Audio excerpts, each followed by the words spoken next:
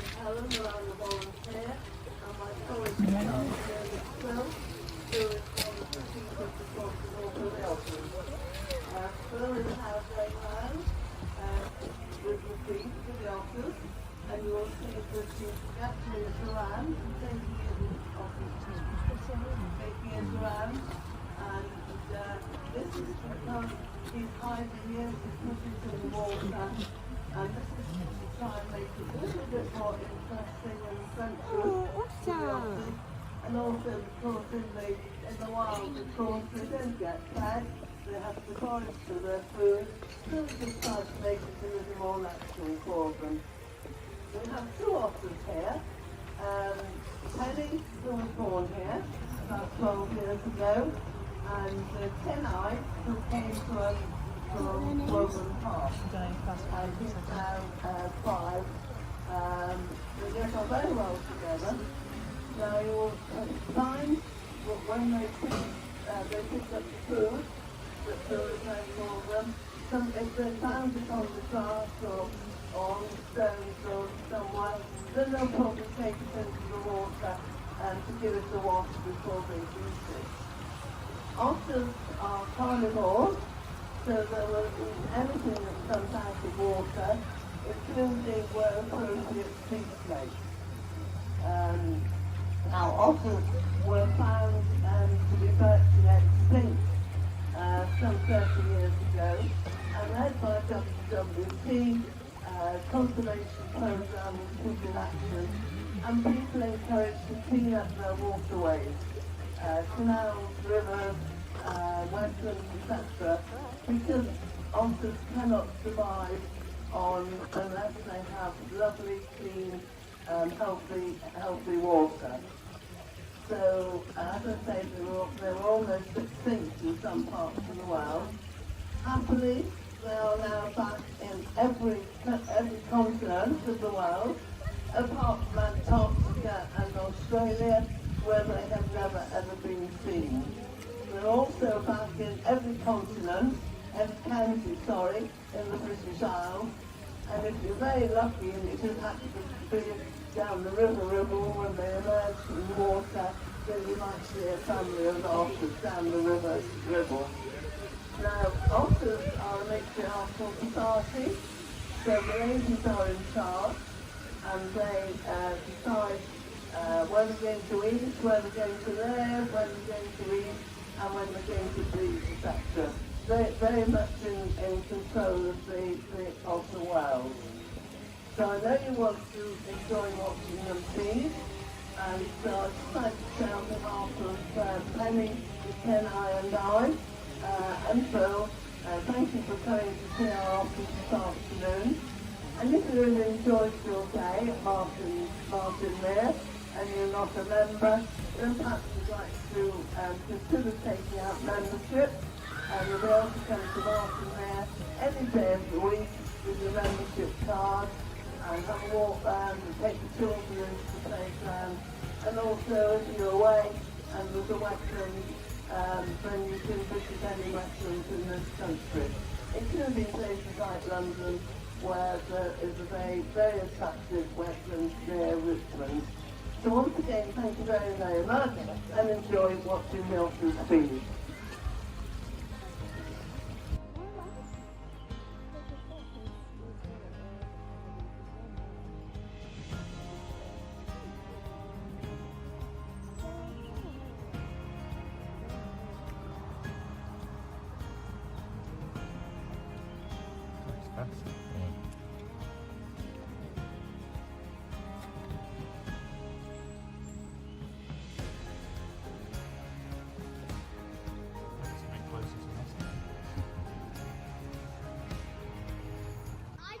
Oh, hello everybody. Thank you for coming to see our short Claudation otters this afternoon.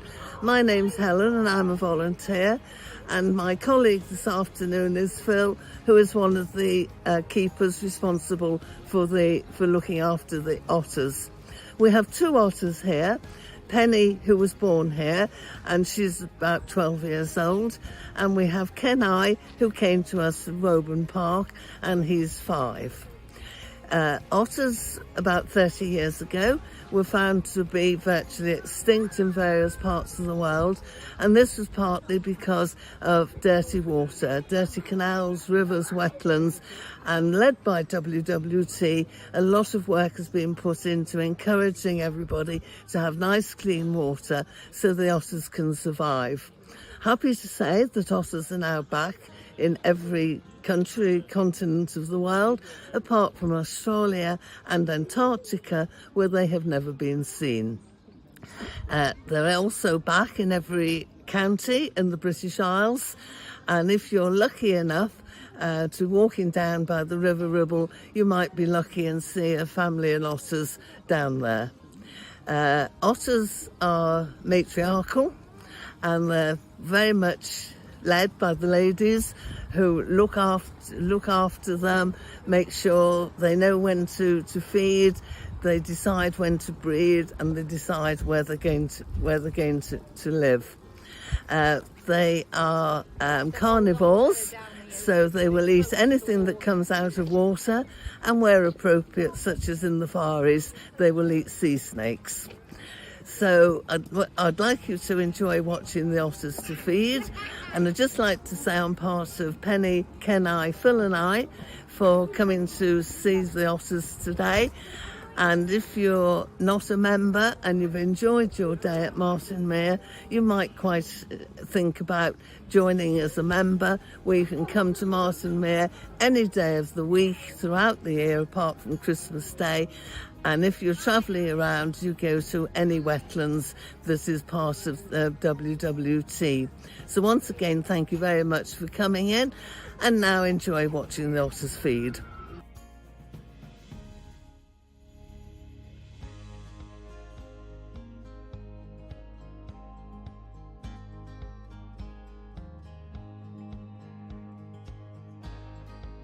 We put out grain twice a day, and we lay out waste potatoes for the birds, which keeps the swans from eating all the good potatoes in the surrounding fields. This is also good for us, as it keeps the birds here longer and makes them easier for our researchers to catch and ring. Now, ringing is very important, as it can give us information about the lives of individual swans, like where they travel, their health conditions, and who they partner with, as swans mate for life. This data is invaluable in informing our conservation work here at Martin Mere. You may also see a few birds with GPS colours, which gives us even more precise location data. There is another swan species here, the mute swan, which has an orange beak with a black ball on, which is called the basal knob. These swans stay in the UK all year round, and you may be able to see them in your local park or along canals. The last UK native species is the Buick swan. These birds generally don't visit Martin Mere anymore due to climate change, but we do have a couple in our captive collection. They look very similar to hoopers, and each bird has a unique beak pattern, just like human fingerprints. Now, the eagle-eyed among you may have spotted a black swan. These are black with a red beak and are originally native to Australia. We think the one here has come from a feral population in Iceland, but it may have just escaped from someone's private collection. Now, in terms of other types of birds, we have geese and ducks. The geese you can see here are grey-lag geese, which have an orange carrot-like beak. Another species of geese we get here at Martin Mere are pink-footed geese, who, like the hoopers, come in for the winter from Iceland. They have a chocolate-coloured head and pink feet. These geese tend to come in the evenings to roost and leave in the mornings, so are best seen at our late closing and dawn goose events. For ducks, we have a lot of mallards, which are the classic duck pond duck. Males have a bright green head and yellow bill, and females are brown with an orange bill. There are more here now, as we have winter migrants from Denmark. You can also see some shelduck, which are the birds with a white body with a chestnut stripe and a dark head with a red bill. These migrate to us for the winter from the Wadden Sea in Germany. There are also a few pintail. Females look like a more elegant version of a female mallard, and males have a white neck and a chocolate head. They migrate from Russia and Scandinavia, and in their full plumage have a very long tail feathers, which gives them their name, pintail. Now last but not least, there are a few widgeon, which are rusty chestnut coloured with a white belly and a grey-blue bill. The males have a yellow mohican at the front of their faces. These migrate from northern Russia and are unusual as they tend to feed later on in the day into the night.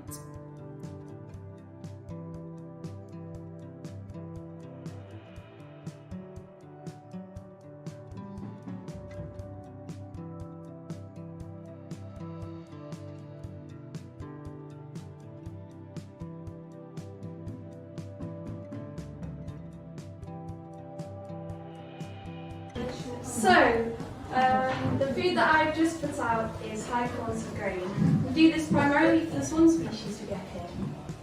In the UK, we have 3 native swan species. They are hoopers, buicks, and mutes. Now, most of the ones you'll see out here are hooper swans. These are the large white birds with yellow beaks. Hoopers get to around 10 kilograms, with the largest we measured here was 14 kilograms, which was nicknamed Stonker. Their wingspan is about 2.5 metres, and they fly at an average of 55 miles per hour, flying at around 1,600 metres of altitude. So, where do these swans come from? All the swans at Martinmere arrive here for the winter from Iceland. At its peak, we get up to 2,000 swans, which is 8% of their general population. These birds breed up in Iceland, with cygnets hatching in June and July. There are some cygnets here today, which look like the adults, except are grey in colour. They live in Iceland due to its 24-hour sunlight and huge sources of food, but once the days get shorter and colder, they get ready for migration. The journey is about 800 kilometres long, and they come directly from the Iceland to the UK. The migration takes from around 12 hours up to 4 days, and this just depends on weather conditions, for example wind direction or stormy weather. So, why do the swans come to Martinmere? One reason is our site is safe. We have a large body of open water for the swans to feel safe on from predators, and there is a lack of disturbance. Another reason is food. We put out grain twice a day, and we also lay out waste potatoes for the birds, which keeps the swans from eating all the good potatoes in the surrounding fields. This is also good for us, as it keeps the birds here longer and makes it easier for our researchers to catch and room. Now, rooming is very important, as it can give us information about the lives of individual swans.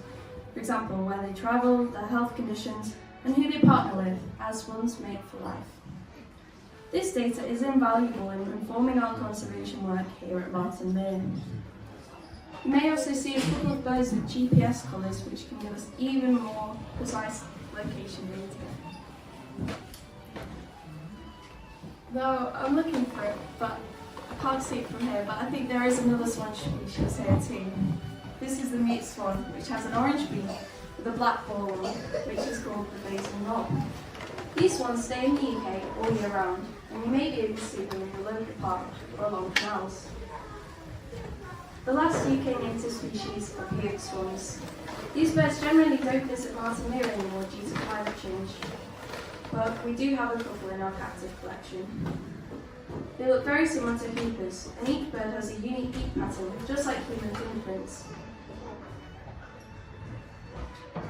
Now, the eagle-eyed among you may have spotted a black swan. These are black with a red beak and are originally native to Australia.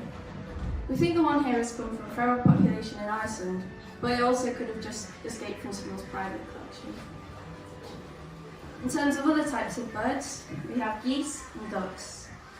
Now, the geese you can see here are grey-leg geese, which have an orange carrot-like beak. Another species of goose that we get here are pink-footed geese, who, like the hoopers, come to us for the winter from Iceland. They have a chocolate-coloured head and pink feet. These geese tend to come to us in the evenings to roost and leave in the mornings, so our best seen are our late closing and dawn goose events. In terms of ducks, we have a lot of mallards. These are the classic duck pond duck, and the males have a bright green head and yellow bill, and the females are brown with an orange bill. There are more here now than in summer because we get winter migrants from Denmark. You may also be able to see some shelduck, which are the birds with a white body with a chestnut stripe and a dark head and a red bill. These migrate to us for the winter from the Wadden Sea in Germany. There are also a few pintail.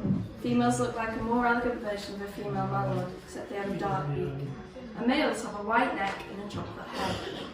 They migrate from Russia and Scandinavia, and in their full plumage have very long tail feathers, which gives them the name pintail.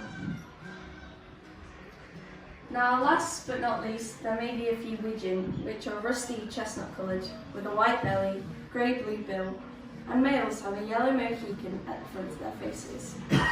These migrate to us from northern Russia, and are unusual amongst ducks, as they tend to feed from later in the day into the night.